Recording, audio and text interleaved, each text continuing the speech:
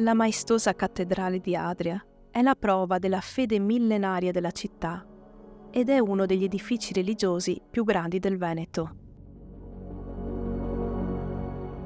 Quella che vediamo la possiamo definire la cattedrale nuova. Perché? Perché precedentemente a questa ci furono altre due cattedrali. La prima distrutta attorno all'anno 1000 e la seconda invece consacrata nel 1184.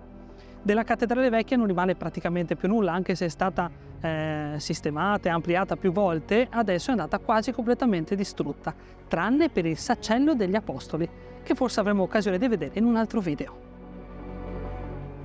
La cattedrale, lunga 70 metri e larga 33, si erge solitaria nel centro storico.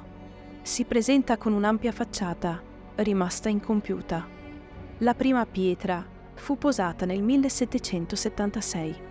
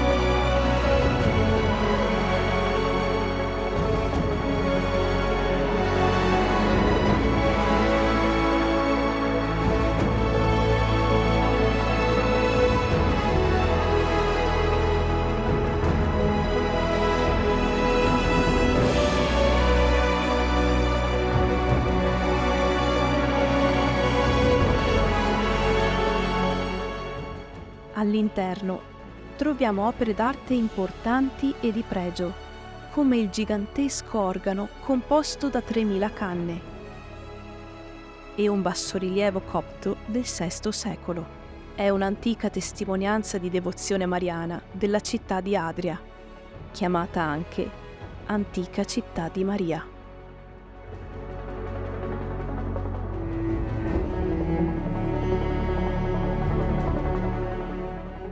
Il campanile è alto quasi 60 metri e risale al 1686, così come è riportato in una frase in latino posta proprio tra le sue pietre. Incastonato tra le sue pietre da secoli, in latino è incisa l'iscrizione: questa sacra torre è stata elevata a gloria di Dio, ottimo Massimo, e dei santi Pietro e Paolo. Pietro con la chiave ci apporti ogni bene, Paolo con la spada allontani ogni male. Anno 1686. Anche se la cattedrale è intitolata a San Pietro e a San Paolo, in cima al campanile troviamo solo una grande statua di San Pietro.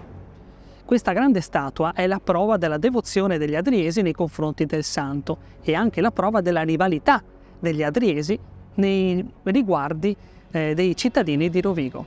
Perché? Perché il santo volta le spalle proprio alla città di Rovigo e alla sua chiesa più importante, la Rotonda.